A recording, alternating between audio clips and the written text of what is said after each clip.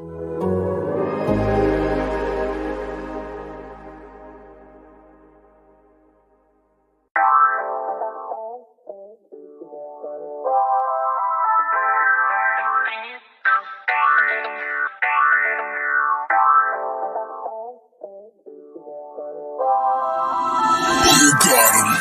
now. Papa got beats making headlines. Come down. Ooh, you make my high come down.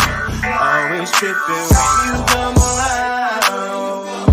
I'ma have to cut you off, like right now.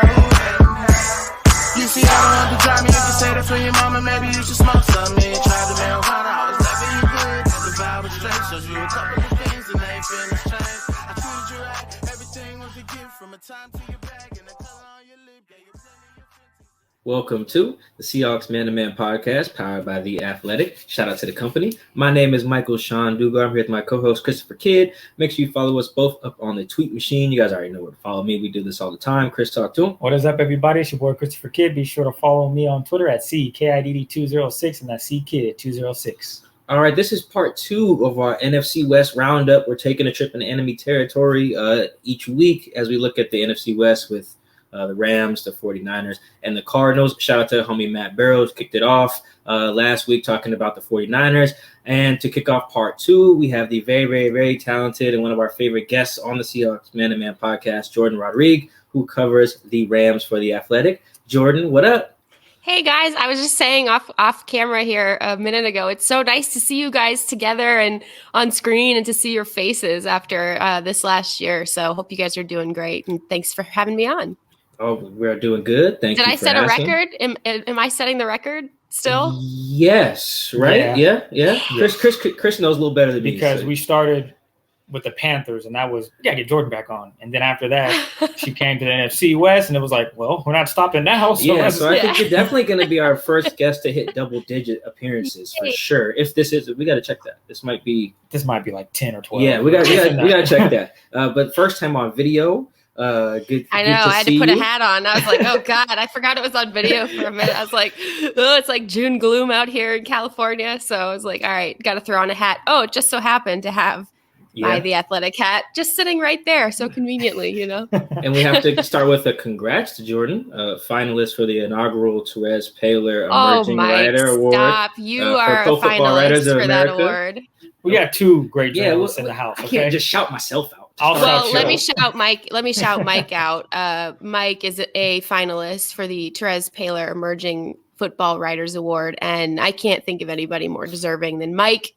Just astounding level of talent sitting here. I guess I was going to say across from me, but in a box next to me. So I just could not be more excited for you. And obviously, I think we both are honored to be included in that conversation, just knowing Therese and just everything he's done to leave such a legacy, and miss him a lot. I think we all miss him a lot, but it's a big honor. Rest in peace to Therese. Also, see how Jourdan just flipped that right back on me. I wasn't letting you do that to me. I was not going to let you do that to me because you deserve all the shout outs for sure. Let's dive into the team that broke the Seahawks. Is what I've kind of quietly referred to them as this offseason. I was just telling Chris before we recorded. I said, Chris, before Brian Schottenheimer had to call a game against the Rams, he was a head coaching candidate. He coached against the Rams 3 times in 9 weeks and got fired. Like, that is quite the turn there. So, like, what do you think, Jourdan, was so effective about the Rams defense against Seattle last year? Well, I think part of it, I mean, obviously the players being who they are, and they had such a buy-in in that system and that scheme. And that scheme is and was and will be something that not a lot of other teams are running, if any. And it's got some concepts from like what Vic Fangio does, obviously with Brandon Staley having some roots there. But Brandon Staley went to John Carroll and then just like kind of experimented, as a lot of these guys do at Division III schools, with systems and schemes. And he built something, particularly with the back half, with the secondary, built something that not a lot of teams, if any teams in the league, were running. And you could start to see, in the same way that people, and we'll talk about this, I know, people all wanted a piece of the Sean McVay, Kyle Shanahan, Matt LaFleur offensive system.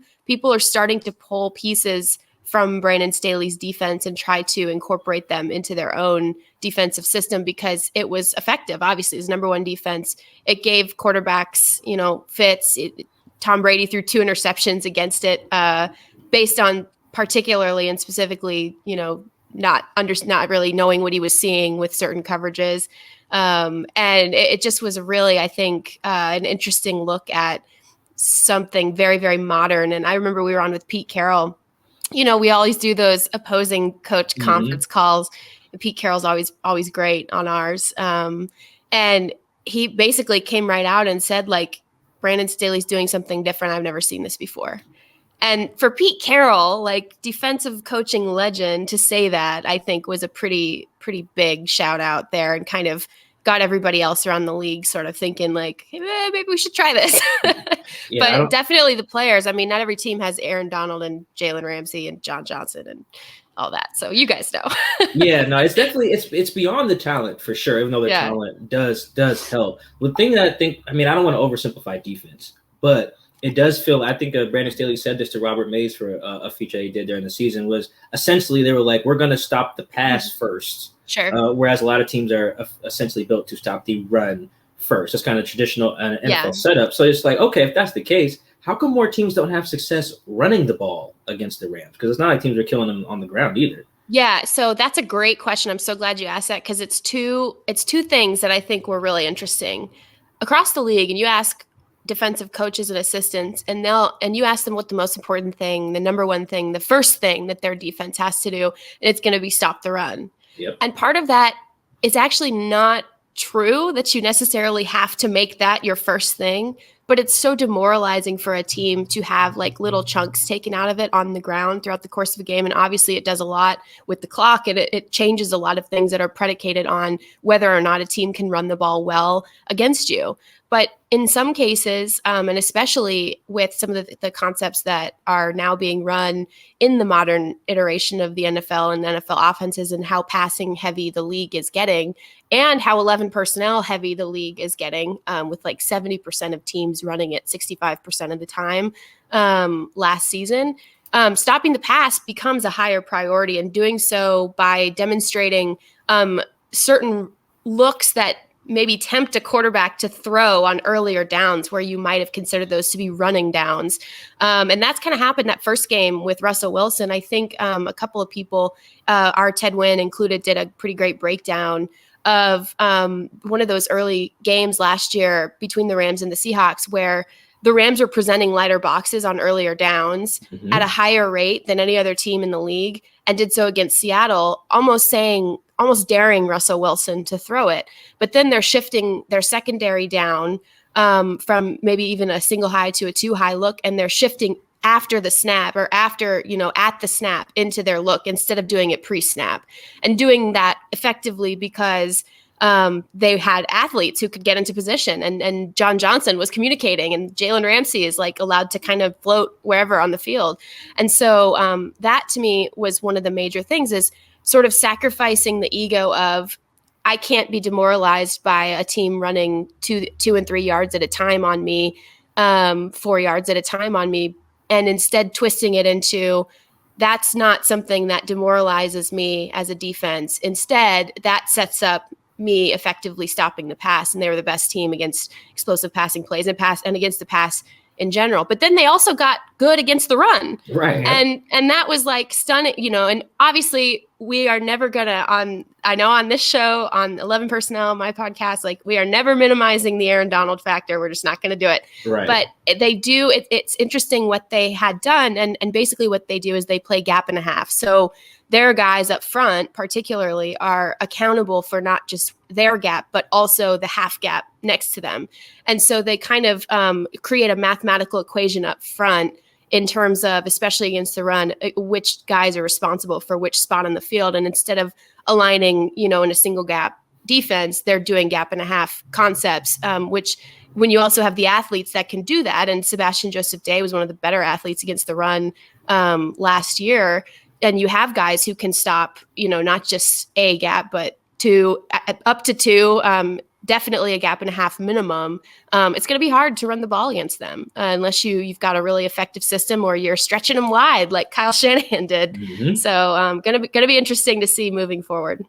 It's also going to be interesting to see moving forward what this defense will look like without Brandon Staley, as he is no longer the defensive coordinator. And now you guys are bringing in Raheem Morris.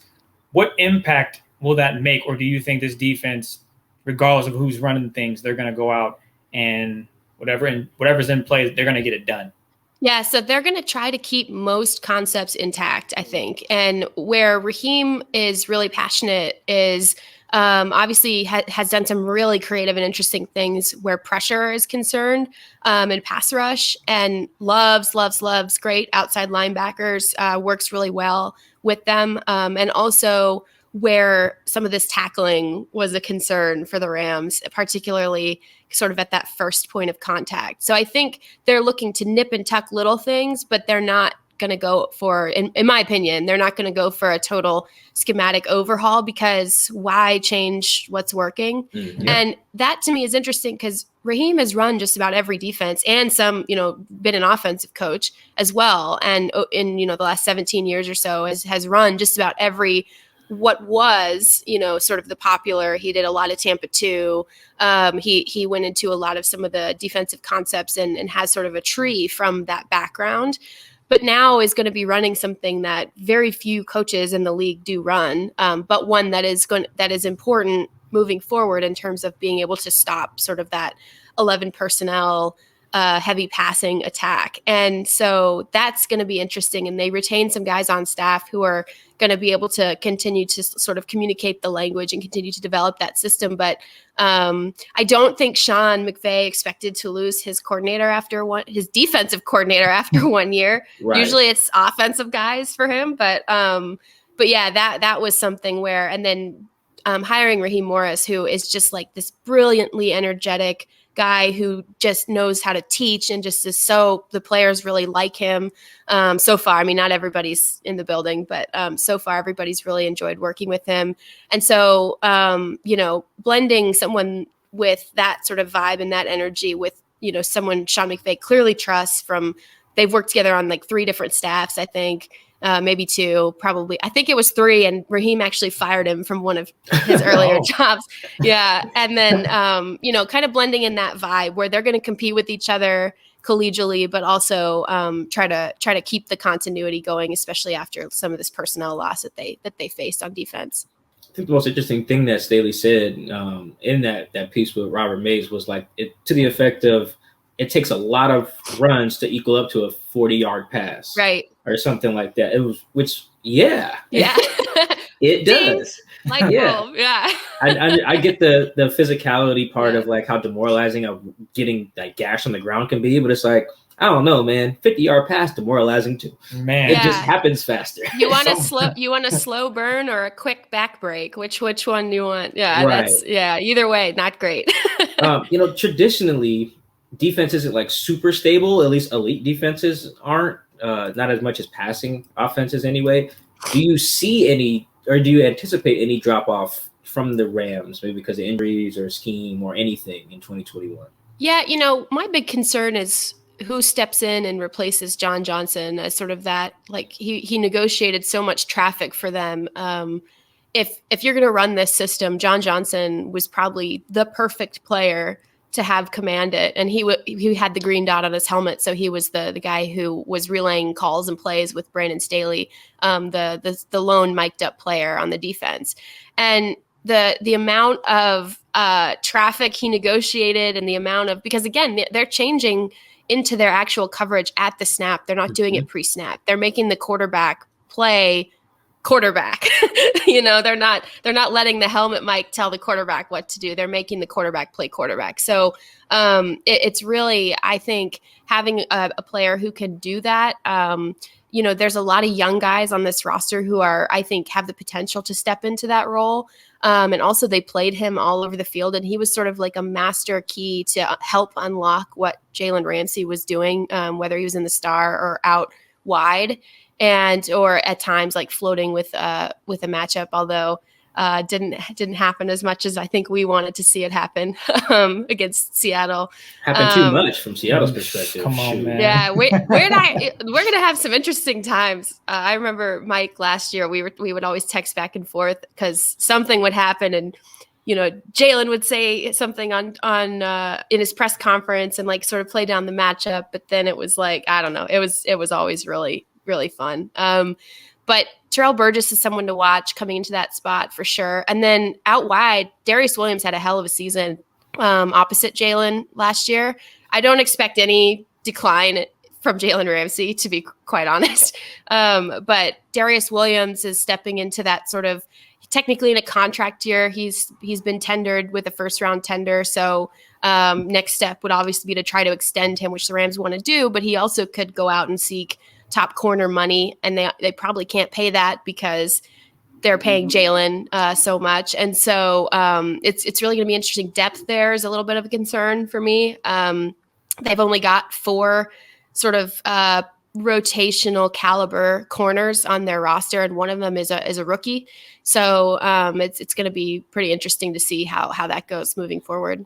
I think Russell Wilson, the whole Seattle offense, would be very happy to see Darius Williams get top corner money and bounce. Somewhere else. Yeah. He picked off Russ 3 times last year, 3 times in 3 games, I want to say, including the pick 6 in the playoffs. So, yeah, if he bounces, like, send him far away. AFC East, I don't know. Yeah, no, Buffalo, just get him out of here. Yeah, I think Seattle would be very happy. He'll be on the Julio Jones plan. Just go to the AFC somewhere. Just get out of the division, please. I mean, getting Staley out is probably it's a start. Yeah, it's a start. But I mean, if they're going to run a lot of the same stuff, I mean, the daring the Seahawks of all teams. That's what made what the Rams are doing so fascinating to me. Mm-hmm. Hey, you got to have some real guts to dare the Seahawks, led by Pete Carroll, to run.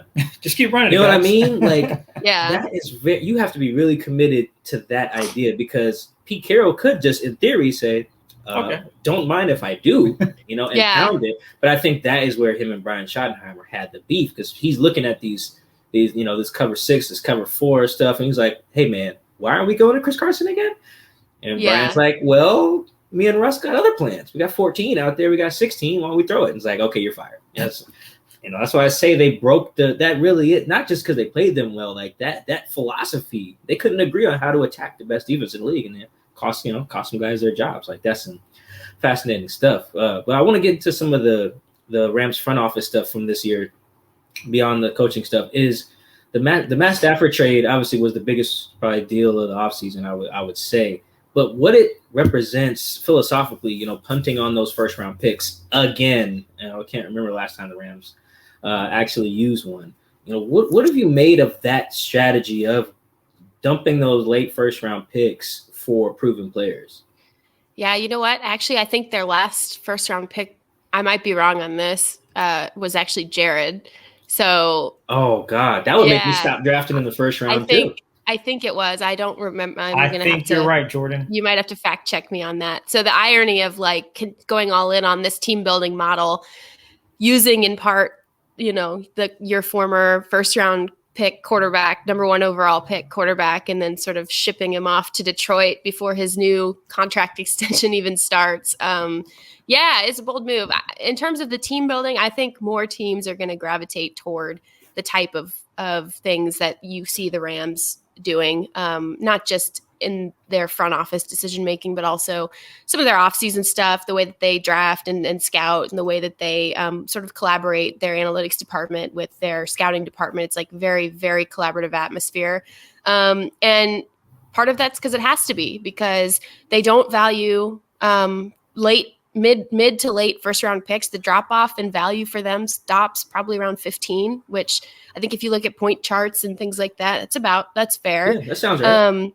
But so many teams stay put in the first round still, instead of trading back, that those picks sort of have that inflated like new car value, and start depreciating, the day that the guy, unfortunately, no fault of the prospect, but start depreciating the day they walk into the building. So it's pretty interesting to me. They also think they're going to be good for that long. Right. Because this doesn't work if you're giving up, top 10, ultimately giving up top 10 picks, but they believe that they're going to be good for long enough and keep winning through this window that's sort of been established by their contracts of Jalen Ramsey, Aaron Donald, Cooper Kupp, Robert Woods, now Matthew Stafford. And they think they're going to be good for long enough in that window to where those picks will be in the later part, late 20s of the first round.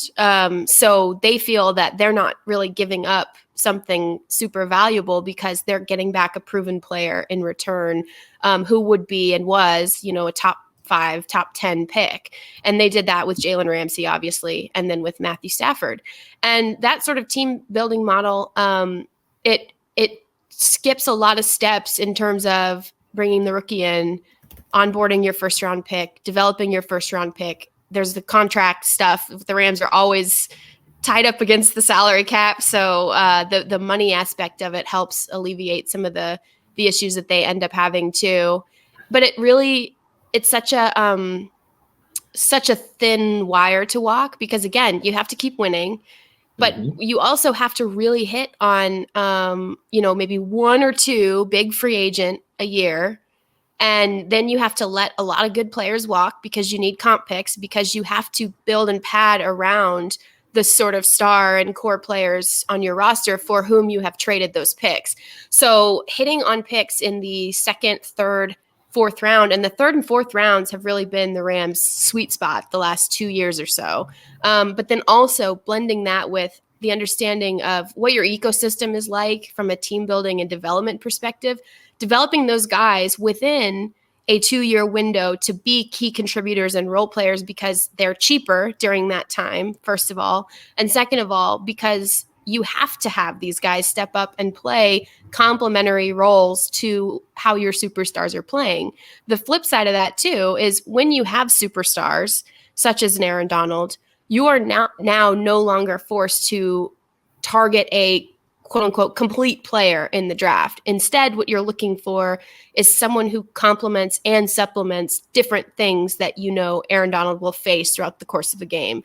Like, you're not looking for another Aaron Donald in the fourth round, obviously. Right. You're looking for a guy who can occupy a couple guys at once. You're looking for a guy, if you're looking for a pass rusher, you're looking for a lot of length, someone who at least can counterbalance some of those double teams, shed blocks really well, works his hands well. 1 or 2, 3 or 4, like, high quality traits and other things that you can maybe develop with the prospect. And that's sort of, so I guess it depends on whether you're an optimist or a pessimist about whether that's a good, a good problem to have or a bad problem to have, because then that becomes so tough to, in your scouting and evaluation process, to then seek specifically those skills and like make sure you're right, because the balance is so tenuous that, like, if you miss on, let's say you miss on 2 fourth rounders and they have to play a year after you draft them because that's how your team building model works, but you miss on 2 of them, then things start to crumble, right? So it's really, really fascinating to me.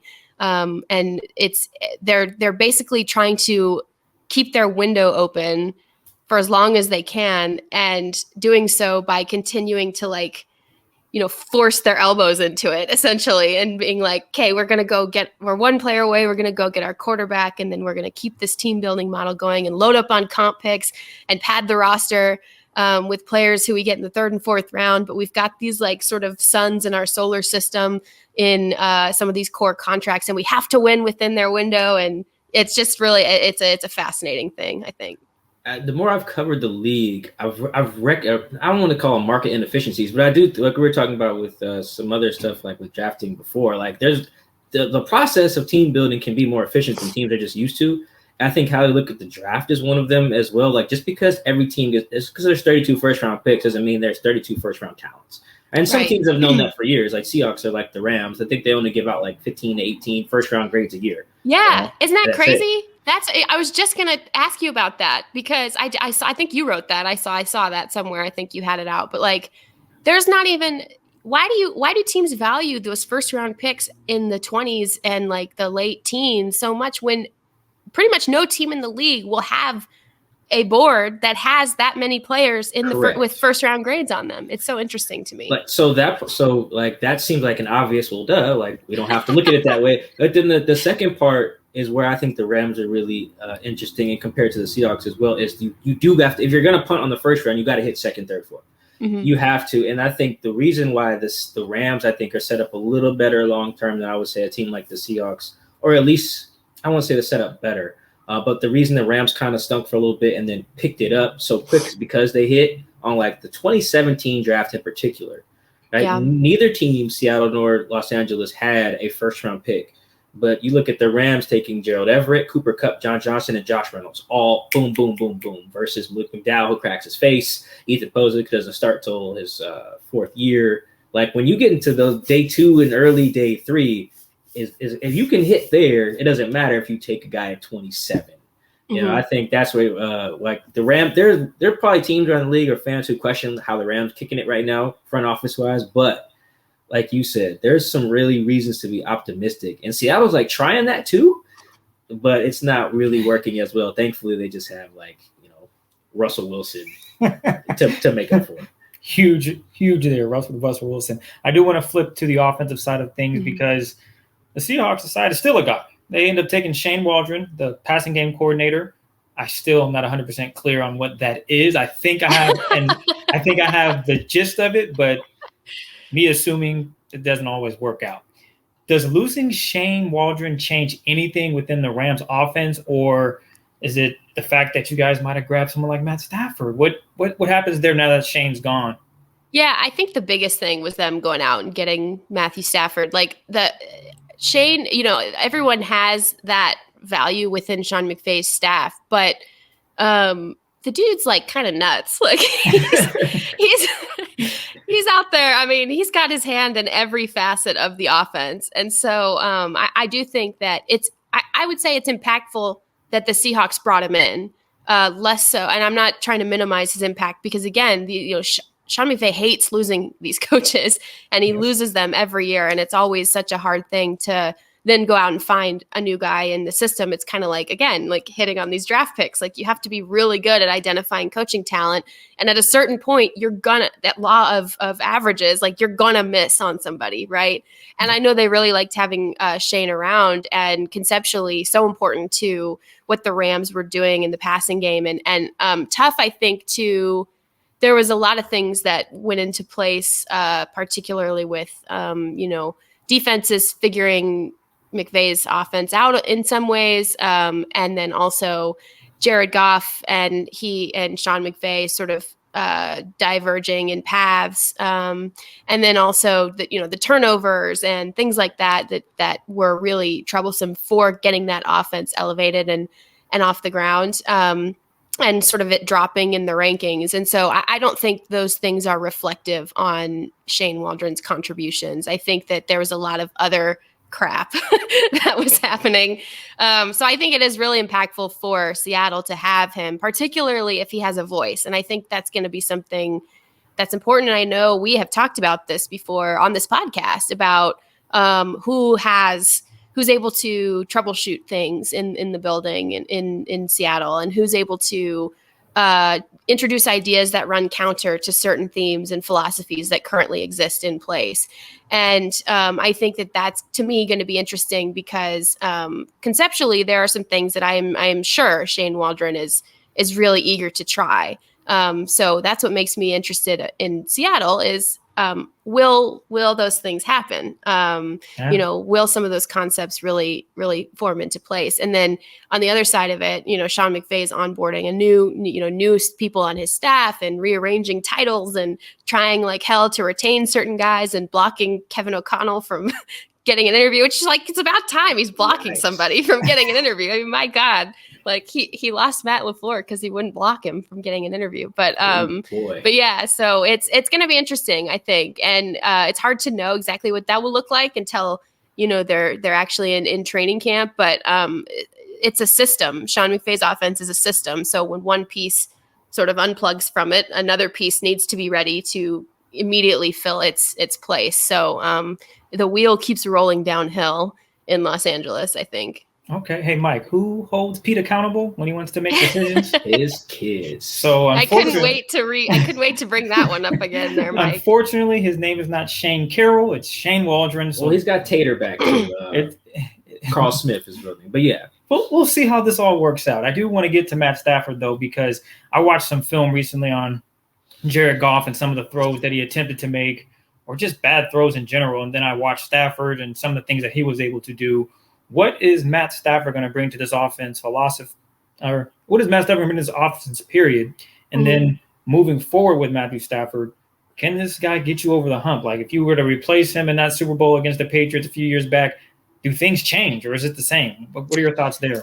Well, actually, that Patriots game a couple of years back, I think they ran up against Bill Belichick, installed Vic Fangio's defense within a 3-week period. And that's why Sean went out and hired Brandon Staley to teach it to him and then to run it, because he knew it would just completely F up, other offenses that were running similar systems to his. So in terms of that was like such an interesting experiment in how the cycles of the league can change very slowly and then sometimes very quickly all at once because of one extreme isolated incident, which to me that was, because Bill Belichick, being a Sith Lord, like went and was able to study in a couple, several weeks prior, the first defense that really sort of tripped up McVay and caused him to maybe think about and look and maybe gave him some frustration, and then installed it for the Super Bowl,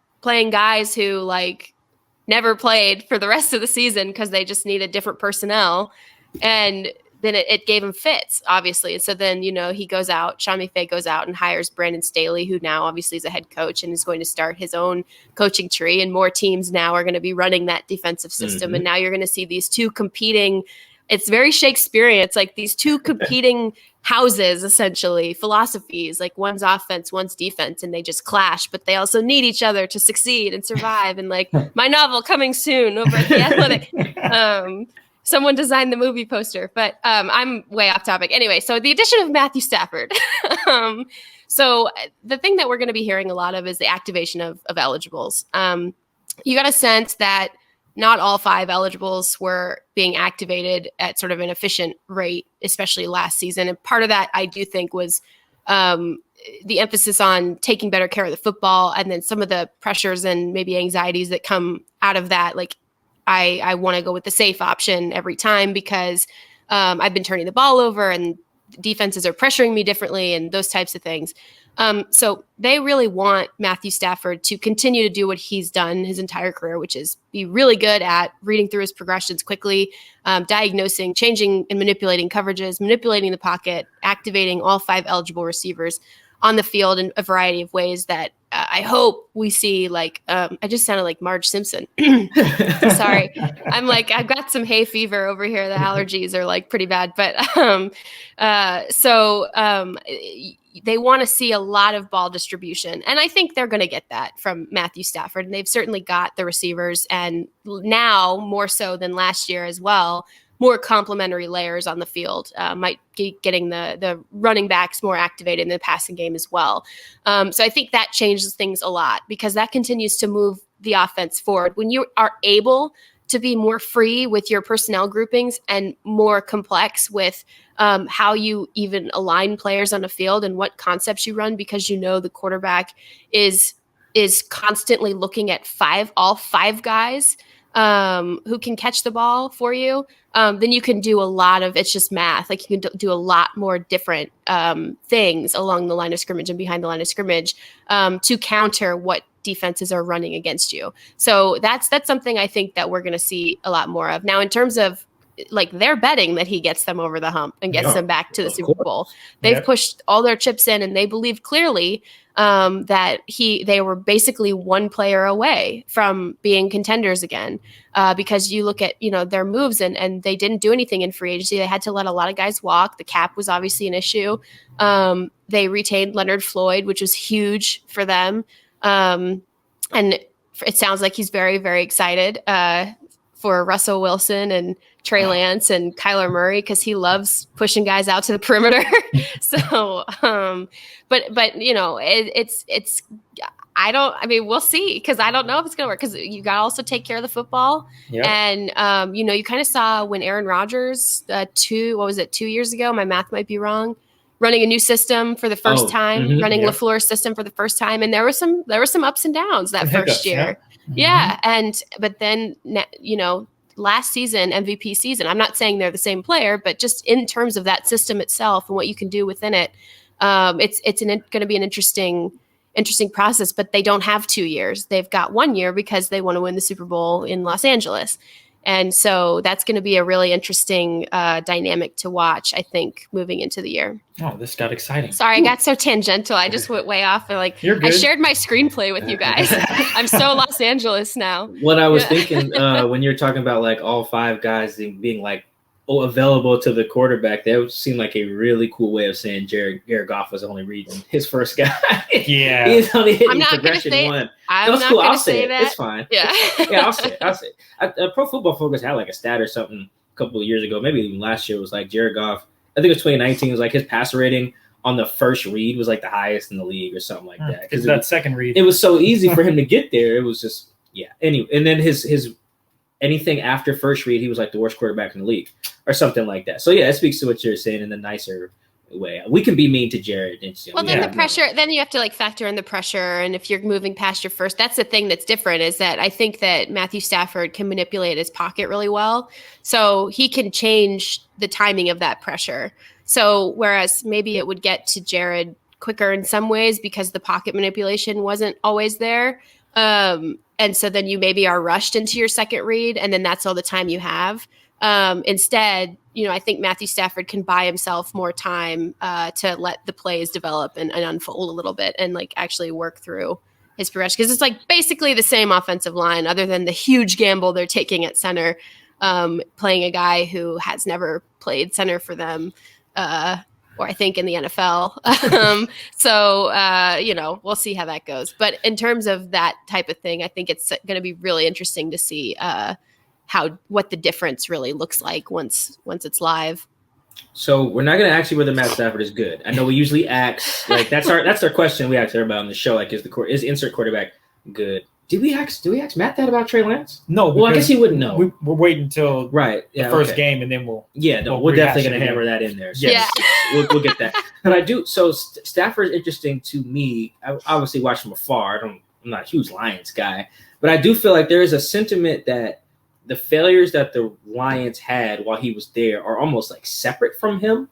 Like they failed him. You see a similar sentiment coming from New York about the Jets and Sam Darnold. Like, the Jets failed Sam Darnold. But as is the case with Sam, I do think there's like, hey, the Lions would have been better if Matt was better. You know, he played through injuries and stuff, warrior dude. But how do you kind of view his time in Detroit, comparing like where the organization failed him and the coaching staff versus where he didn't deliver on his end? Yeah, that's such a big question too, right? Because again, like I'm going back. This is my summer project, is like going back and watching all of his games when he was in Detroit. And let me tell you, that's how you know I care about my job. Yeah, watching the Lions when it's a sunny day outside. And I'm doing it sober too. So that's how you know I care about my job. But yeah, I mean, I think that early on there was really some potential there, but you need like 2 or 3, now 3 or 4 really good receivers to be a dominant team, right? Especially when your quarterback can activate those players. I do think one thing with Matthew is they're going to try to limit some of the turnovers on things that happen when he starts to freestyle a little bit at the end of plays, but they also want him to still do that. So that's like the fine balance that you have to walk there. And with Detroit, I mean, I think I do buy into that narrative quite a bit of you know, the system built around him failing him in many ways. And I also think that it's a really risky thing in year 13 to sort of move to a totally new it sounds like he wants to play for like the next 5 to 7 years. So maybe he doesn't think of it as a risk, but when you're so embedded in one thing, it's such a challenge to basically learn a completely new language and even like drive to a new place to work every day. And all of these different things that go on behind the scenes that are little stressors and little factors. And so I don't know that I think that I'm not dramatic. Like I don't do takes, as you guys know. So I don't know that I would bait you into some. Oh, I know. We have time. Yeah, you do that though. Cause remember like Seahawks Rams week, it's like Seahawks Twitter. Like, I don't even remember what it was now, but it was something with Jalen and DK. And like, I was like, oh my God. Yeah. I remember DK basically, I think he said that he's ready for the matchup, and it was a little slight. It was like they were hiding him from him or something. Yes. Like they were hiding him. Yeah, I saw how they were hiding him, which was like a smart thing for a coordinator to be doing. You know, you probably should. Hey, yeah, just saying.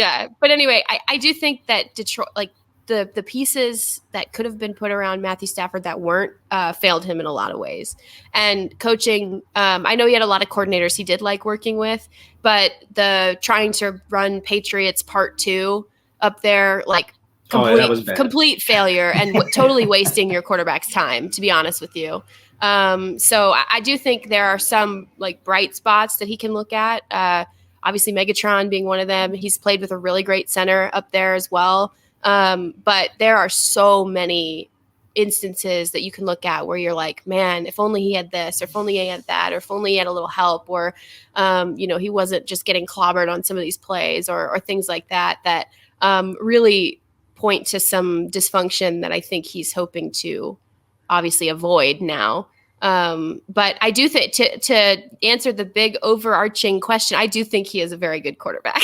So, there we go. We got that. Yeah, I do think he's a very good quarterback, and I do really like watching him play again because of the way that he can manipulate the pocket and some of the things he does to change coverages that he sees and how he communicates. I think is really, really interesting. I think he's pretty underrated when you're talking about quarterbacks who see the field in a really advanced way that sort of helps evolve the progression of the game itself. I think he's really, really underrated in that regard. Did Jourdan just say that the Rams are winning the NFC West? My God. We'll get there. Oh, no, okay. we're getting a take in there somewhere. She said Chris Matt was really good. You know, I'm just making sure everything. Okay, we're gonna get a Chris is trying take. to get me. Chris is trying to get me.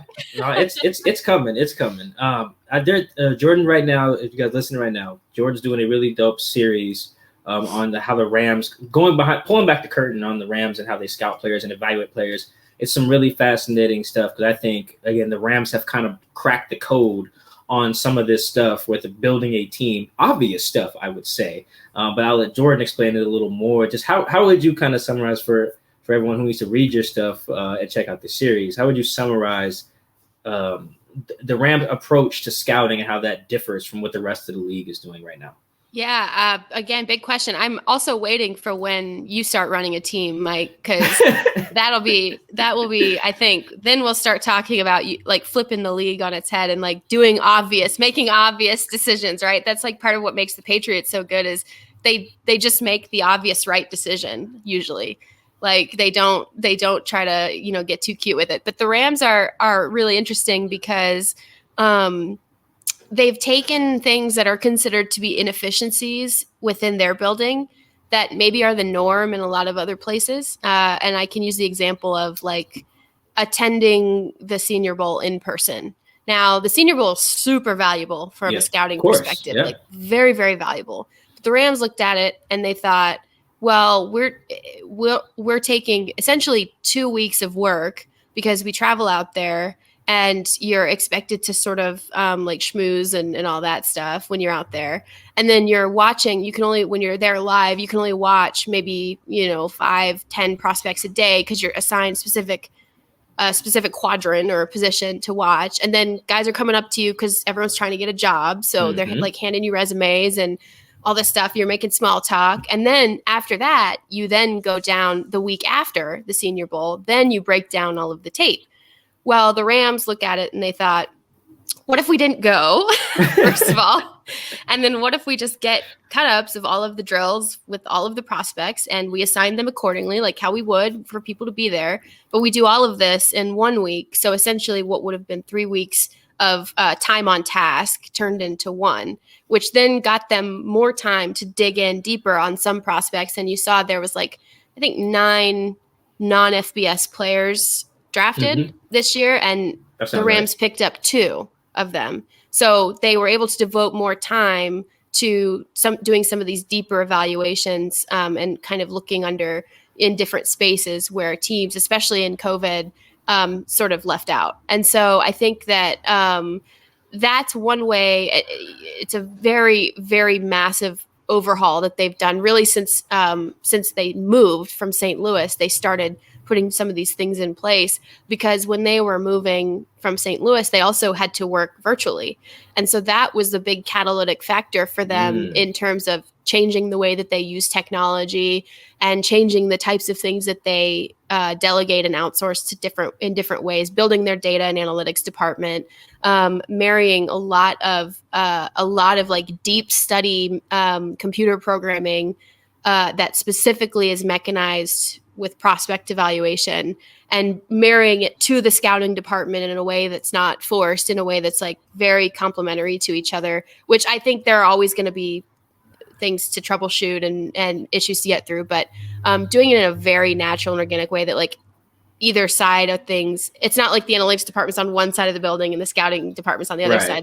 It's very, very collaborative. And so doing those types of things also saves time, because if you have the right answer the first time, then you save the time digging for the right answer or digging for the different types of programming that you might need. So it all goes back to sort of how they've shifted their team building model as well, because if you are going to depend on some of those later round picks, you have to get them right. Yeah, you have right? to. Yep. So they've put a lot of resources into you don't just get data right now, you have to buy it.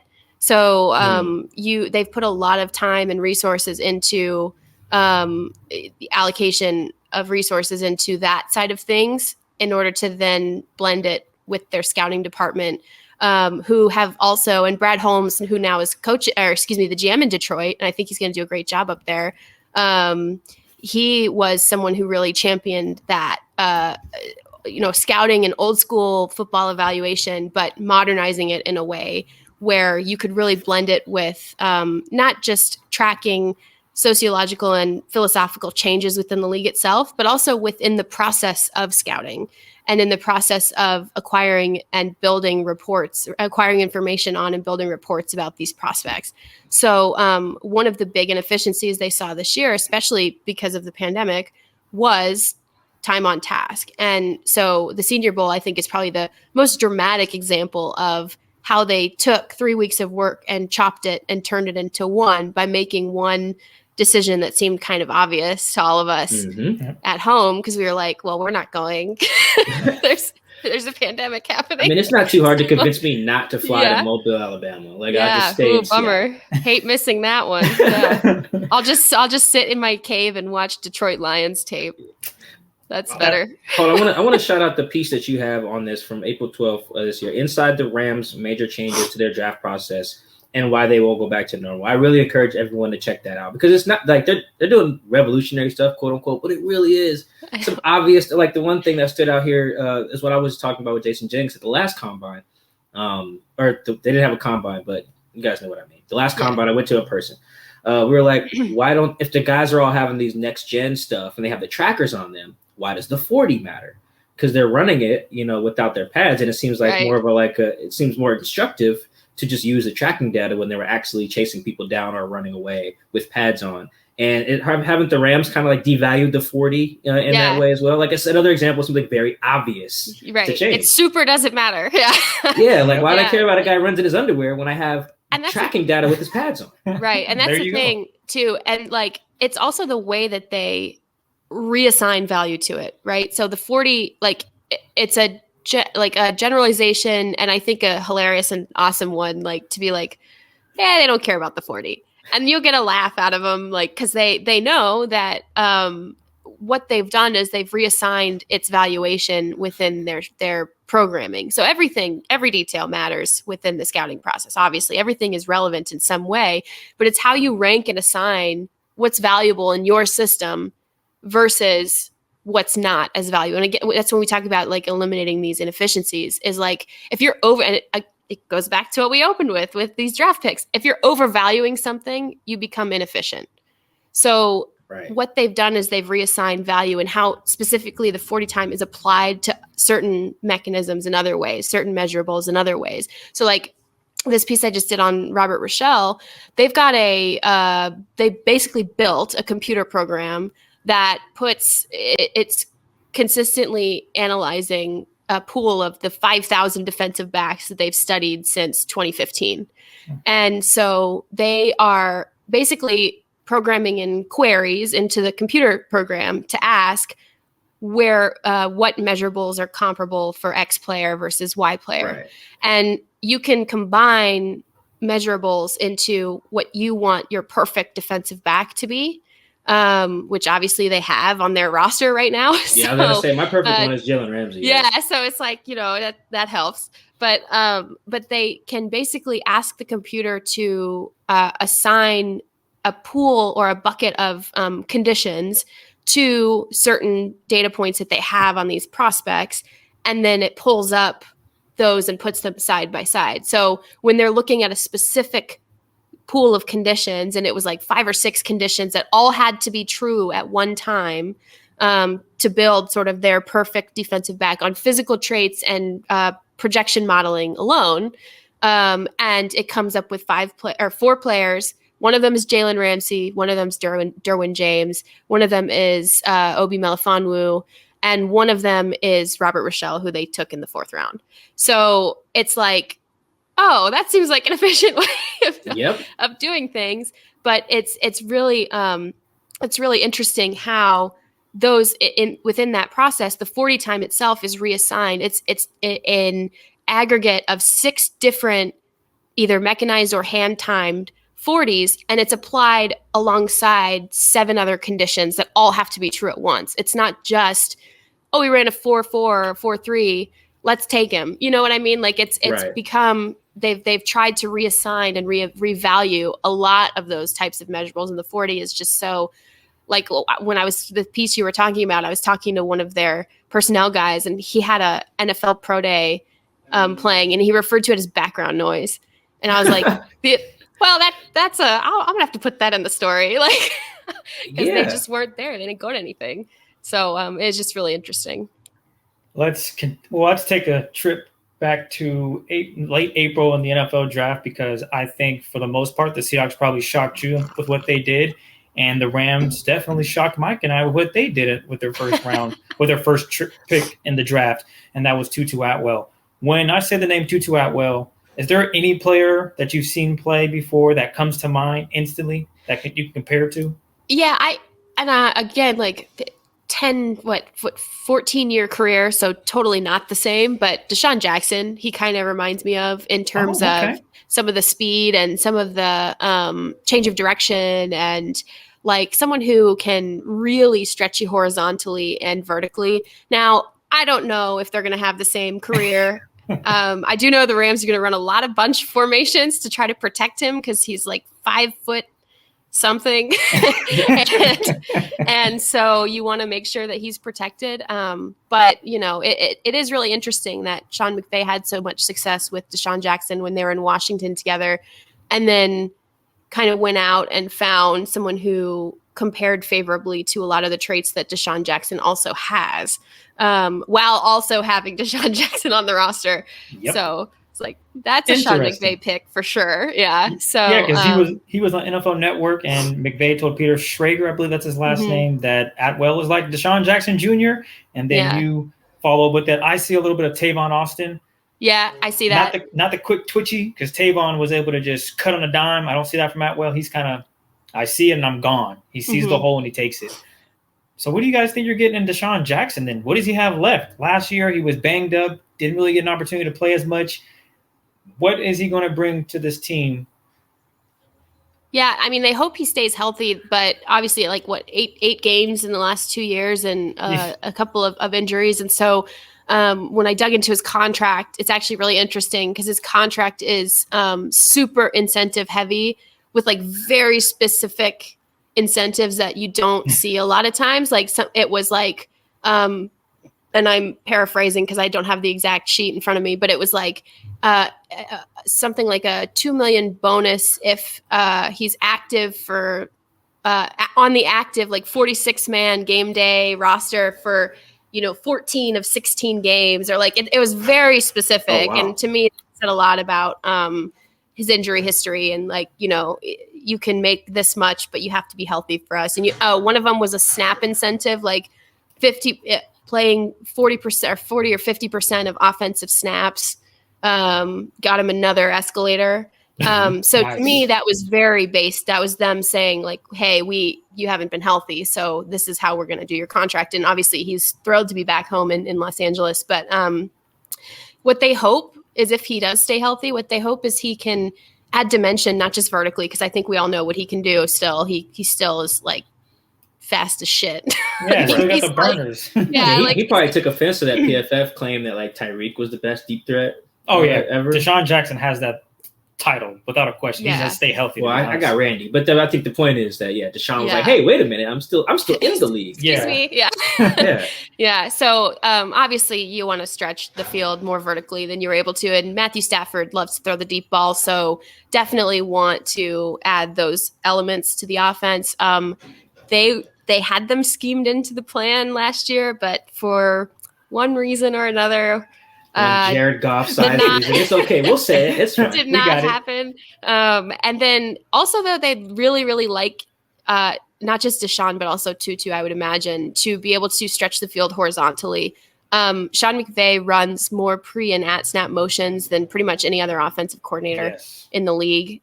He does a lot of reverses. He does a lot of gadget plays, a lot of sweeps, things like that. And I think you're going to see a lot of those guys working in that phase as well.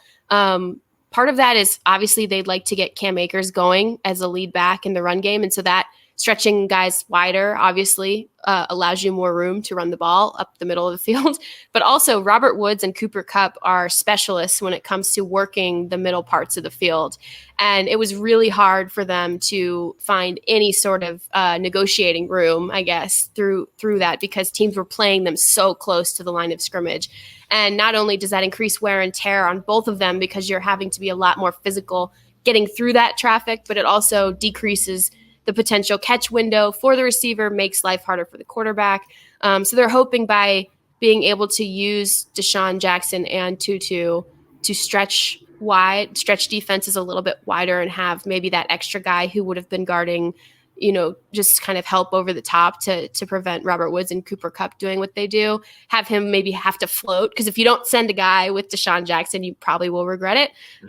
So, stretching the field out wider in that regard to allow more operation room in the middle of the field. And that's where sort of Sean McVay's playbook like really lives is right there. Some of those crossers and things like that.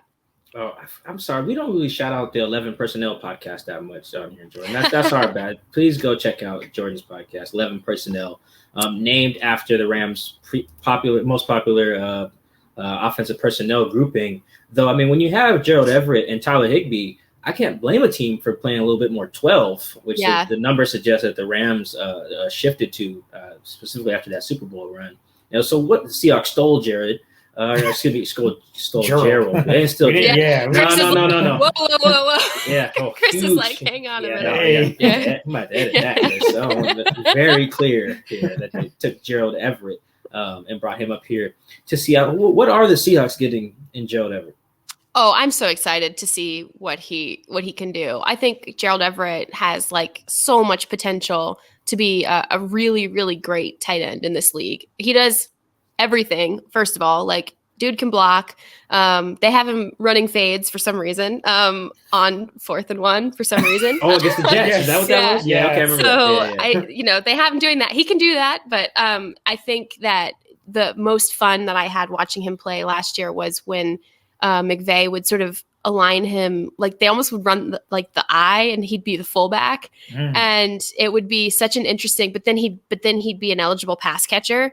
So he would kind of curl out. Like, it just was so interesting, some of the things that he was able to do. So I think you really want to get him activated in the passing game, because I think he can do more there than maybe he did last season and was sort of had the opportunity to do last season.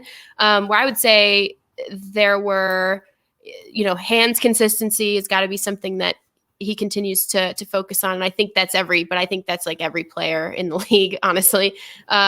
Maybe other than like very select few guys who seem to just never drop a pass ever.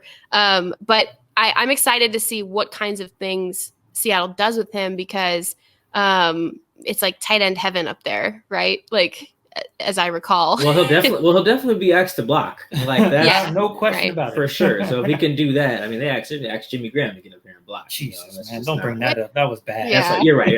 Yeah. Sorry. I don't know if I would have done that, but that's just my opinion. But that was kind of I think Gerald, like, I'd like to see creative alignments for him as a blocker, because again, like they did use him in the as blocking help.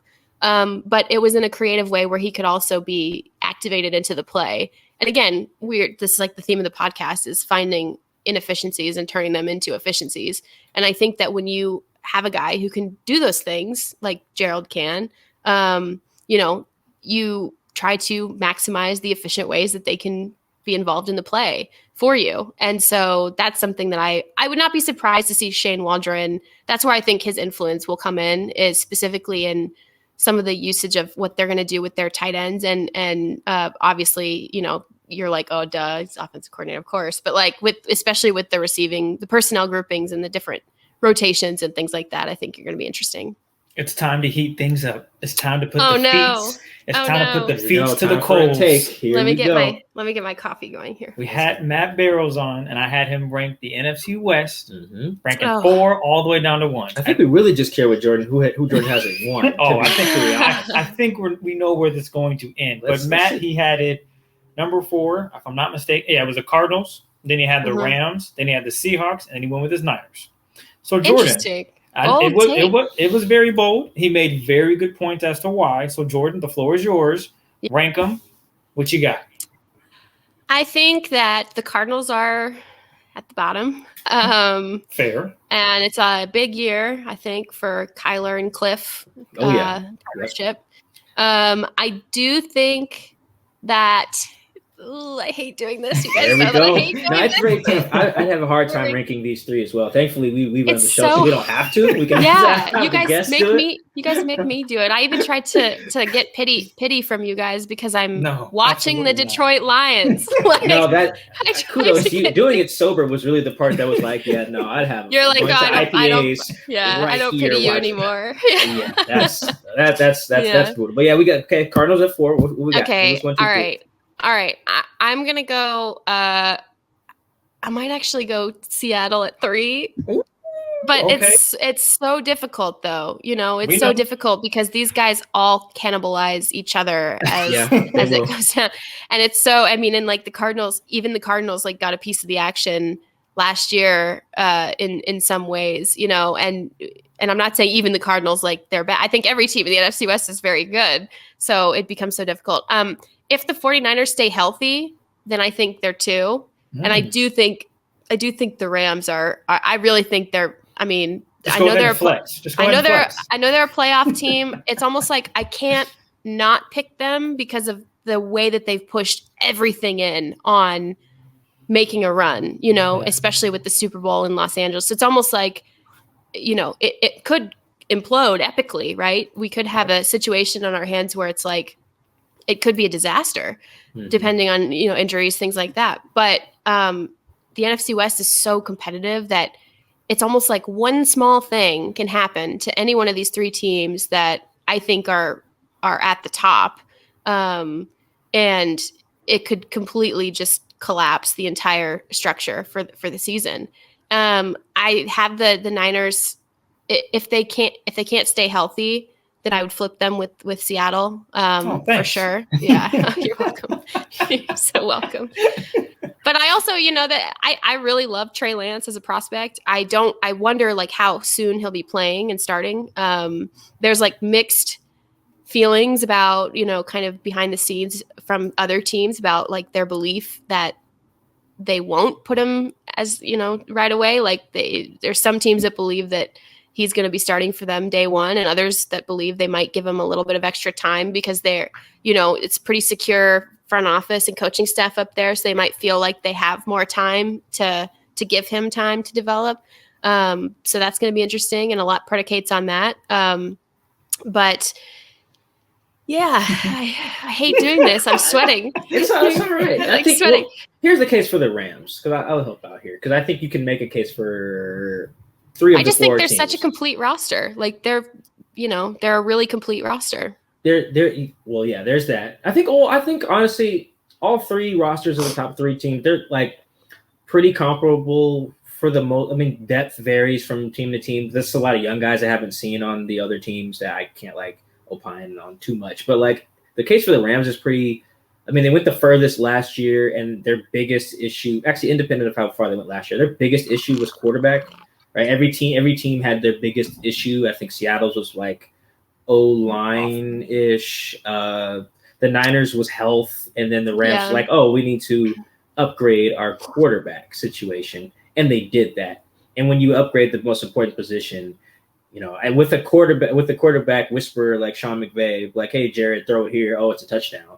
I think that is the case for the Rams. Only case against the Rams is assuming a drop off in O-line play because they let Blythe. How do you say his name? The Austin center? Blythe. Yeah, he's gone, right? And it's Austin, another Austin.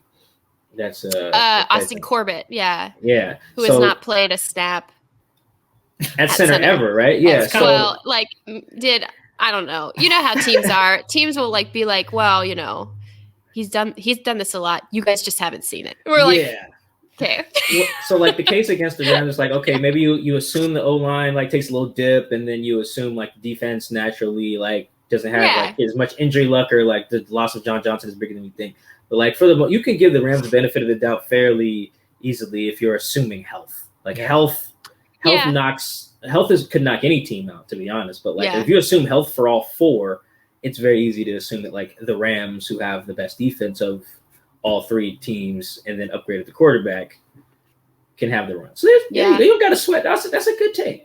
I'm sweating. You were good. That's a good take. I am sweating actually, but the good thing is we don't have to make this decision. That was good. I thought that was. I'll write in my columns. Sometimes I'll have commenters that are like, "Why don't you ever make predictions?" And I'm like, "You don't understand." Doing this gives me. I do not know why. Doing this gives me so much unnecessary anxiety. I do not know why, and it's hilarious to me because it's that's part of my job. I should be able to do that, but it's just I don't know. Every week I think something different, and I think you have to because things change so quickly throughout the course of a season, particularly when NFC West play starts. Are you kidding? And I certainly didn't think that things would, the Seahawks would have some of the drama, I think, off season that they did. And then I thought there was a point in time where, you knew the Jared Goff, Sean McVay relationship had deteriorated, but you still thought maybe they just need a little vacation and he'll come in and John Walford will sort of put that chip on his shoulder heading into training camp. And then they're like, nope. He's out of here. So you just never know. But I do think that one thing I agree with, I think a lot of pundits on is I'm just not quite sure still about the Cardinals. Because again, you go off the records and you can't, and this is the same with McVay and Shanahan, you can't keep getting swept by a team in the NFC West. And McVay has to take one from Shanahan this year, at least. And Kingsbury has to take one from McVay. But I think it's maybe more likely that the Rams go maybe 1-1 against a team like San Francisco than maybe the Cardinals doing it against the Rams, based on just structurally, it's a great matchup for the Rams, to be honest with you. So that's kind of why because you just can't keep getting swept by a team. Right. Yeah. Well, honestly, I don't even fault you not liking making takes, because I mean, it's not like it's weird that it gives anyone anxiety in an age where there's legitimately a Twitter account dedicated to being like, gotcha. You said something stupid 8 years. Like there's a thing right now. Freezing cold takes. Yeah, or something? there's a old takes exposed and a freezing cold. There's multiple. Okay. Yeah, anything you say is definitely gonna get screenshot and sent away. Yeah, and it's just like now it's like they go in the archives and do it. People got these newspaper.com accounts and they'll pull a column from 2001 where you predicted something. And, well, that's what happened with last year with the DK Jalen stuff. Remember, because people were pulling up all of the stuff from press conferences that none of it was even like all of it was really respectful, Right. But but people would be like, oh, see, like, what do you mean he's hiding him from me, or he's hiding him from you, or he's being hid from you, or whatever. And it's just crazy, like how things can escalate in the heat of the moment. Week 15, it gets crazy out there. Yeah, and then now the players like have so much access to what people say about them, so then it's like very easy for them to like try to dunk on you back. I mean, you look at Ja Morant in the NBA when they beat the Warriors, like he was so set on like what other people had to say that he thanked Monica McNutt after for a prediction. Yeah, like it was like, thank you, Monica. Like that was the tweet. You know, like that he was so set on proving people wrong for their take, which is a fine take to think the Warriors were going to win. Like or I Jimmy do like Graham shouting you out. Yeah, I do like though that players aren't hiding it anymore. Like they're not pretending that they don't see stuff. Because remember, there was a time where they'd be like, "I don't read anything. I don't look at anything. I don't own a TV." Like stuff like where you're like, okay, right. But and then it's funny now. To me, it's funny like trying to figure out which coaches like probably have burner accounts. Like you just know that Sean McVay probably has a burner account on Twitter. Like that man is way too dialed in to like these, inside jokes among the fan base. Like he'll come out and he'll say something like, one of his McVayisms, like the above the neck. Like he's got a real good above the neck going on. Like, but he'll be like. Now he'll be like, oh, and I know everyone, you guys all everyone makes fun of me for it. And I was like, well, that's kind of a Twitter thing, man. Like, it's interesting that you would know that. Yeah. Yeah. So that's my other off season. Watching the Detroit Lions. Check. and finding Sean McVay's burner account. Check. Oh, that'd be fun. I don't have the energy to do that for like John Snyder or Pete Carroll or anything, but that's good luck with that. Good luck with both of those projects. I know. To be very honest, that's a real dedication to the. But people ask me some of the challenges of this job, and that's definitely I will sacrifice my. Well, that and giving takes. Giving takes is very like people love to be like you said. Or when someone plays well that you said stinks, you're like, well, what about? I'm pretty sure anyone who said anything bad about Josh Allen had to deal with that all last year. Oh, sure. Yeah, but I mean, and anyone who said Tom Brady was washed ever is eating crow on that. You're like, I said make it to the Super Bowl. Yeah, remember 27 years ago when you said this Tom Brady kid's not going to make it. I remember like yeah, the draft has become like the ultimate gotcha thing that we do. And it's like, it makes people not want to give takes, and it's just like. Yeah, no, I hear you. We'll get you out of here on your very nuanced and balanced and acceptable take on the Rams. Yes. Thank you so much for accepting the way that I am. Yeah. Hey, we got you. We got to treat our favorite guests right. And all my sweatiness throughout this entire thing. Ladies and gentlemen, that is Jourdan Rodrigue, our favorite guest on the Seahawks Man to Man podcast, setting the record for appearances, bringing great insight every time. Like. I think if you guys listening, not if you're listening, I know you are, but like what Jordan's covering right now with the Rams is like probably the start of like a revolution in terms of how team building looks in the NFL, the combination of data and film study and just old school football guyness, because that's never going to go away. But Jordan's chronicled it all in a dope way. Make sure you guys check out all her work on The Athletic, the series that she's doing right now, peeling back the curtain, getting unprecedented access to scouts and personnel people. It's great stuff. She's doing great work. Thank you, Jordan, so much. I can't wait to have you on again during the season for another take. And whenever the game, I think the game against the Rams is in the fall or in December, November or something. Can't wait to see you down there in LA. Thanks, guys. It's always a pleasure. You guys are my favorite podcast to be on. I think I like you guys better than I like being even on my own podcast. No, I mean, my co-host Rich Hammond's great, but you guys are just so much fun. So thanks for having me as usual. I will see you guys. I think we're getting the all clear. So I will see you guys up in Seattle. I know I'll see you in LA, Mike. Fingers crossed. Yeah. Tier 1, baby. I know. Fingers crossed. So thanks for having me, guys. All right, thank you guys for tuning in. Thank you, Jourdan. We'll catch you guys with our final episode of our NFC West Roundup with Captain Fitzgerald at the end of the Republic. That'll be next week. We're out. Peace.